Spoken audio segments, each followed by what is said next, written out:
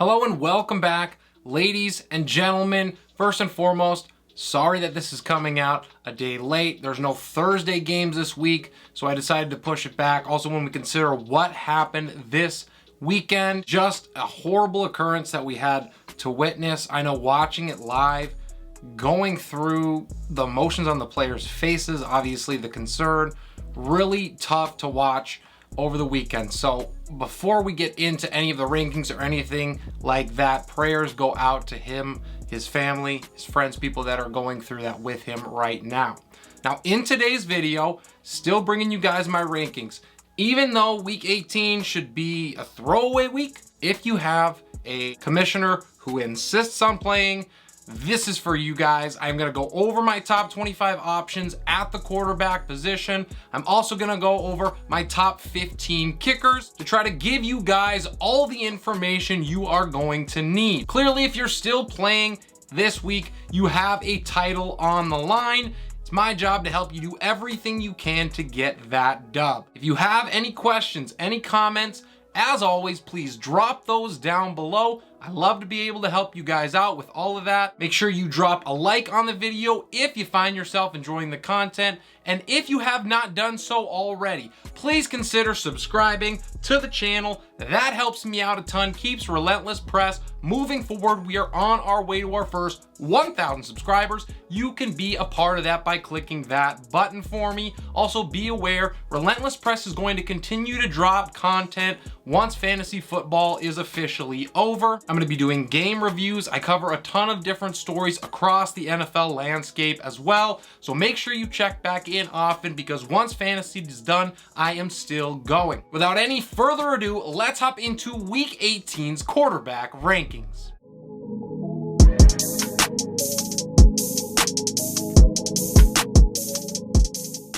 Claiming the top spot, once again, it is Patty Mahomes. He continues to carry owners down the stretch. He's thrown 3 scores now in 4 straight games. Incredibly, he has dropped out of the QB1 conversation just once all year, and that was way back in week number 2. And with the number 1 seed on the line for the Chiefs, I think he destroys the Raiders. At number 2, it is Josh Allen. He gets New England this week, and he looked like he was in another dimension with that injury in Cincinnati, and I do not blame him one bit for that. I think this game is going to be more mental for him and probably the rest of the Bills than anything else. But with all that Allen has fought through in his career, I think he rises to the occasion against the Pats. At 3, I have Joe Burrow against Baltimore. He's going to have to take on that red-hot Ravens secondary. They are allowing an average of just 168 passing yards over their last 3 games. That number is 5th best in the NFL. Cool Joe has this Bengals offense humming, and he once again will find a way to stuff the stat sheet. He had 7 touchdowns in his last 2 games prior to that game against Buffalo. Tier 2 starts with Aaron Rodgers way up at 4 against Detroit. I think this is the highest I have had him all season long, and that is because I believe he is going to absolutely torch the Lions here. Nobody allows more points to the position, and I am not a betting man, but if I were, I would be putting it all on the Packers in Lambeau against Detroit. There is 0 chance that the Packers are going to lose here. I do not believe the NFL will allow it. What better storyline than to have a red-hot Aaron Rodgers battling his way back into the playoffs? It basically writes itself. At 5, it is Trevor Lawrence against Tennessee. He absolutely killed you last week if you rolled him out there, but you can blame Travis Etienne for all of that and his monster day. I think Lawrence bounces back here against a Tennessee team that gives up over 20 points a game to signal callers and more passing yards on the season than anybody else. In at number 6 is Jalen Hurts, who is apparently going to be back for Philly this week in the season finale. That means something now because the Eagles have dropped 2 straight. Now that is not confirmed. It's about 8:30 Wednesday night as the time of recording, so he is still potentially potentially going to miss this one, but for now I will keep him in my rankings. If he is active, he is obviously a must start, and he could be in for a big day against a Giants team that has absolutely nothing to play for. To kick off tier number 3, I have Dak Prescott, who did not explode as expected in an awesome matchup against the Titans last week, but he was still solid and he offers a great floor with plenty of upside against the Commanders. Washington has allowed a quarterback rating of 104.1 over their last 3 games. That is 4th highest in the league. Dak will take advantage of it.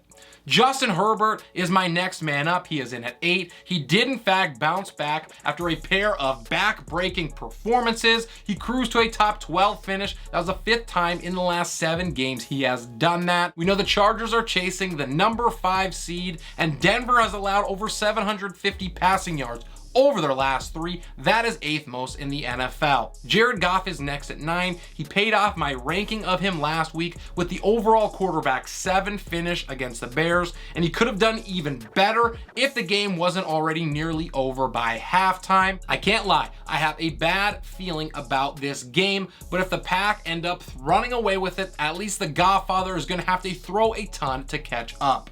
To number 10, it is Brock Purdy. He deserves more respect in the fantasy community than he has gotten thus far. I had him as the 9th best quarterback of the week in week 17. He finished right there, and he has 2 touchdowns or more in every game he has started this season. The Cardinals are surely going to keep that streak going. To number 11, and headlining tier number 4, it is Geno Smith. He overcame a difficult matchup against the Jets in a must-win game for the Seahawks, and he'll have to do so again here against the Rams. Geno is the quarterback 6 on the season, and if you've ridden him this far, there is no reason to turn away now. With Tyler Lockett back, the Jalen Ramsey effect is lessened as well. That only helps his prospects. To number 12, my last quarterback one in week 18, it is Kirk Cousins. He face planted like the rest of my Vikings last week, throwing 3 picks for the first time since back in week number 2, and failing to crack the top 20 for the 2nd time in 5 games. The matchup here is a great one, so keep an eye on reports if you're considering starting him. There is risk that the Vikings bench Cousins early, maybe at halftime, but if he goes the full distance, he is likely going to post yet another top 10 finish. Deshaun Watson is my lucky number 13. He finally flashed that upside that owners have been waiting for, posting a top 8 finish with 3 touchdowns against the Commanders. While it is probably too late, it does give you hope if you're looking for a decent option here. Pittsburgh has locked down in the secondary over their last 3. They rank top 5 in passer rating and passing yardage allowed, so it won't be easy, but there is certainly a path for him to hit. At 14, it is Jarrett Stidham. He gets Kansas City at home. He came out of nowhere to explode last week. He was the quarterback 3 overall, and he could use that momentum to post another solid outing here against Kansas City. Now, the Chiefs have been better as of late, but they are allowing over 20 points a game to passers on the season. Tier 5 starts with Mike White. He's at 15. He could not get anything going at all against the Hawks last week, throwing for 240 scoreless yards with 2 picks on top of it. However, Miami has been generous to the position all season long, so I like White's chances at making a case for himself next season. Russell Wilson is next at 16. He dominated Kansas City for the 2nd time in 3 starts. Wilson has 6 touchdowns in 2 games against the Chiefs this year, which is great. The issue against the rest of the league, he has 10 touchdowns in 12 games. Russ did post a top 15 finish against these Chargers, so your best bet is that he hits there. My 17th ranked quarterback is Tom Brady. He finally decided to let loose last week, tossing 4 touchdowns and setting the bar as the best quarterback in week 17. I think there is certainly top 12 upside here against Atlanta, but in a game with nothing at stake, I am not sure how much Tom Terrific actually does. My 18th ranked quarterback also headlines tier number 6. It is Sam Darnold. He has shockingly been a top 8 finisher in 2 straight weeks, but I think he is in for a rude awakening against New Orleans. The Saints have held passers to a 63.2 passer rating over their last 3. That is 3rd best in the NFL. They're also playing at home. They are a different animal there. Darnold clearly has upside, but the risk of him completely crushing you is fairly great as well. My 19th ranked quarterback is Kenny Pickett. He posted yet another top 20 finish, which is basically all you can expect from him at this point. Cleveland has dominated passers all year. They allow the third fewest points per game to the position and the lowest passer rating in the league over their last three, so Pickett has risk written all over him.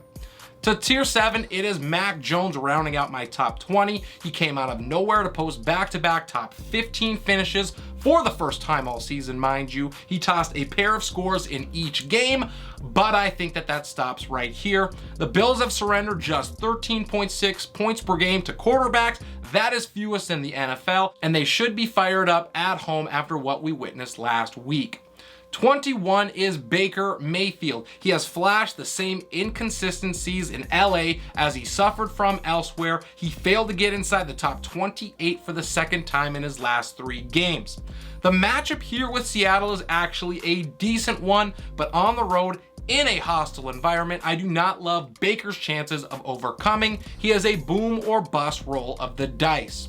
To tier 8, Tyler Huntley sits atop it. He is nothing more than a risky floor play against a very good Bengals defense. Now, there is some good news. He's recorded a touchdown in back-to-back games for the first time all season, and he has 50 yards rushing in those 2 games. The bad is everything else. Into 23, it is Joshua Dobbs, who was actually halfway decent against a tough Dallas defense last week. He finished as the quarterback 18. His range of outcomes, though, is about as wide as it gets, but the Jags are allowing nearly 19 points a game to passers on the year. That is 8th most in the league. So if he picks the right spots and things break right, he will not absolutely kill you. Davis Mills is my last quarterback 2 in week 18. He has finished here or better in 3 straight, so that's something. However, he has just 1 touchdown in his last 2 games. He does offer a decent rushing boost, and he had 3 passing scores against the Chiefs in week 15. Overall, though, if he gets over 200 yards of total offense, you have to consider it a win. The last quarterback that I'm looking at is Desmond Ridder. He makes the cut because the options at this point are all bad, and he has the best matchup of the bunch. The Bucks just allowed a top 10 finish out of Sam Darnold, so it is not out of the question that we see a half-decent finish here. I think best case scenario, Ridder turns in a top 20 finish and records his first NFL touchdown. Couple of quarterbacks who just missed the cut include Andy Dalton at home against Carolina and Sam Ehlinger at home against Houston. Now, before we get into my kickers, great time to remind you guys to crush that like button for me. That helps me out so very much. To all of my current subscribers out there, I cannot thank you guys enough for all of your support. I look forward to continuing to grow with you. And with that done, let's hop in to kickers.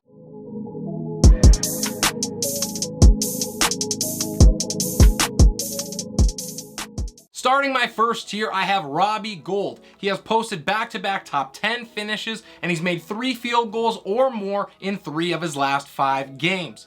San Francisco was able to survive a scare from the Raiders last week, but still looks like a juggernaut right now, and I do not think that the lowly Cardinals are going to be able to slow them down. They'll be nothing more than a speed bump.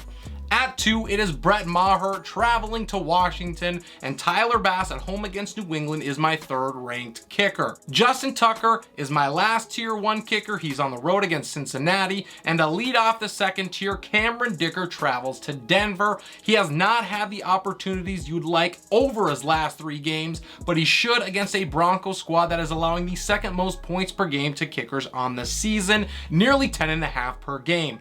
Dicker has missed just a single field goal this year in 20 tries since taking over as the starter. 6 is Harrison Butker. He travels to Vegas. And in at 7, it is Jake Elliott at home against the Giants. Evan McPherson is my 8th ranked kicker at home against Baltimore. And at the top of tier 3, I have Mason Crosby at home against Detroit. He has caught fire over his last 2 weeks, posting top 5 finishes with 6 field goals made. The Pack are going to lay it on Detroit here, so I expect solid production as long as the Lions are able to hold Green Bay out of the end zone once or twice. Nick Folk rounds out my top 10. He travels to Buffalo. And then at 11, it is Jason Myers at home against the Rams. My fourth and final tier starts with Riley Patterson. He gets Tennessee. He has finished inside this ranking in 4 straight games, connecting on 10 field goals and 12 extra points in that time. He has been great from deep as well. He's at a 40-plus yarder in all 4 games. The Jags and the Titans are likely going to be in a tight game here from start to finish. I'm going to back this Jags offense, with Tennessee forgetting that passing actually is allowed in football. Michael Badgley is my lucky number 13. He travels to Green Bay. And Younghoe Koo is in at 14. He's at home against Tampa Bay. The last kicker that I have is Daniel Carlson at home against Kansas City, and a couple of guys who I'm not feeling this week and just missed the cut include Chris Boswell at home against Cleveland, Greg Zuerlein traveling to Miami, and the other Greg, Joseph, on the road against Chicago. That is everything I got for you guys for today's video. Please let me know what you thought about the rankings and drop any questions or comments you have down below. I do still plan on dropping my updated ranking shorts. I will probably end up doing that early Saturday morning, if not Friday night. Either way, keep an eye out for those and drop a like while you are there. This is Relentless Press. I am your host, Abraham Opatz, and I will see you next time.